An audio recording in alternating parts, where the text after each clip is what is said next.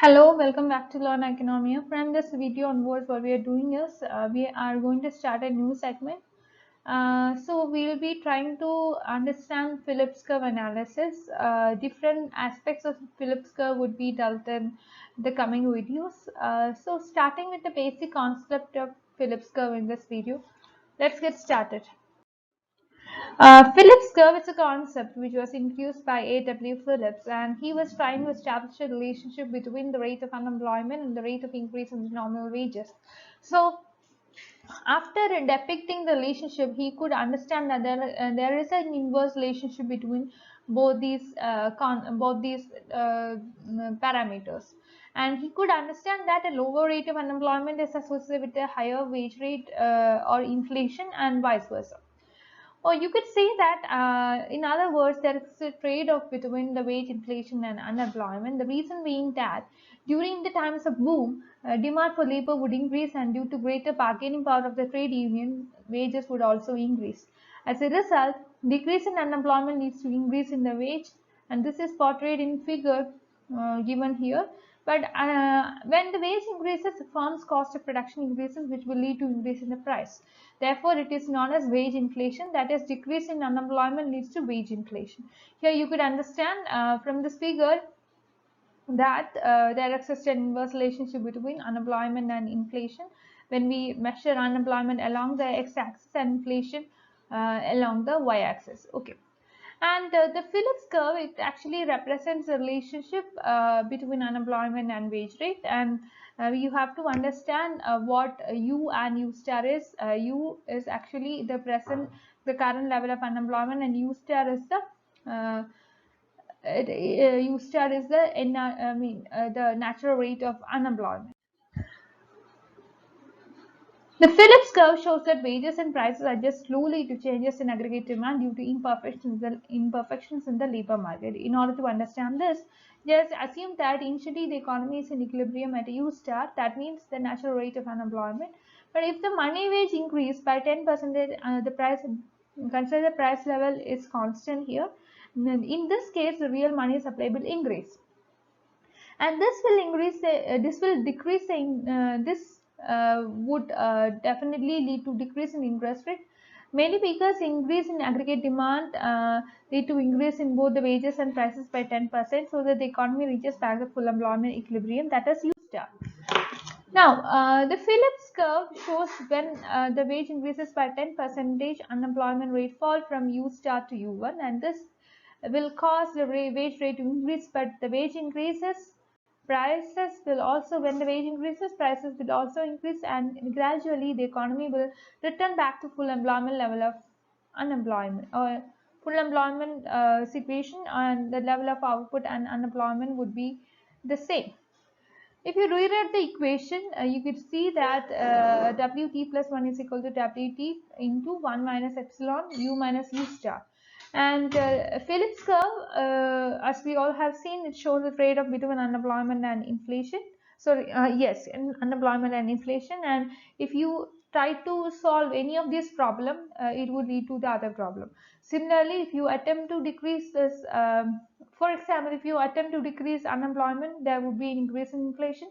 And if you attempt to reduce inflation, there would be more unemployment in the economy.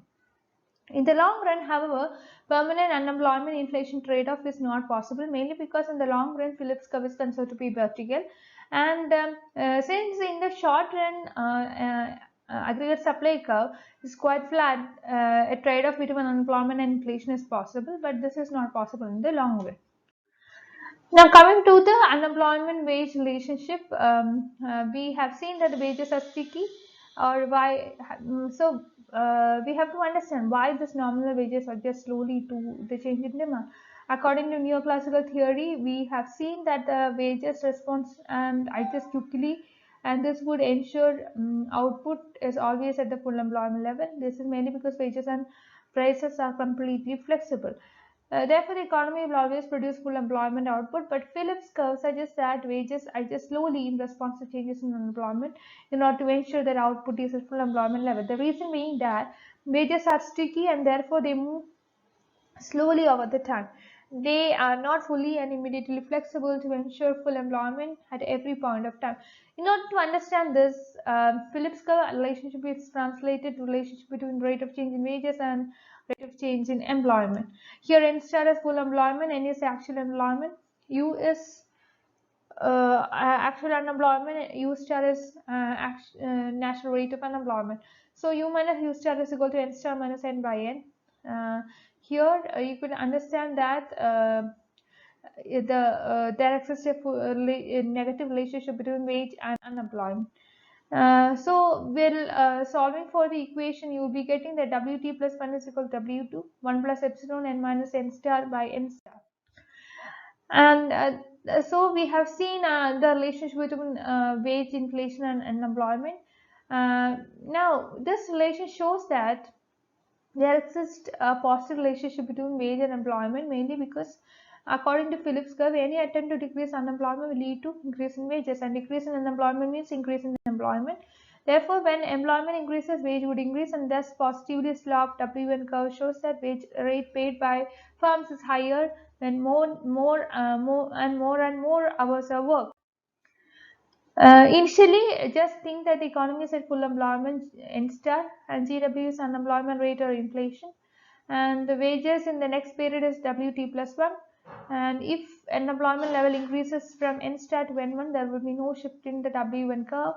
However, if N1 is greater than N star, that is at point E1, there will be W1 curve will shift upwards to the next period. Similarly, if N is less than N star, then Wn curve would shift downwards in the next period to Wn double dash. If you join the points A, E0 and C, what you get is the wage employment line, which is positively sloped. However, the extent to which wage responds to employment depends on E. And if epsilon is large, unemployment has large effects on wage, and Wn line is steep. You have to understand this. So you can conclude that Phillips curve, it implies that Wn relationship shifts over the time if actual employment differs from full employment. And the changes in AD which alter the rate of unemployment in this period will affect the wages in subsequent periods, and the adjustment to changes in employment is dynamic. So you are welcome to my Telegram group and Telegram channel to discuss your doubts.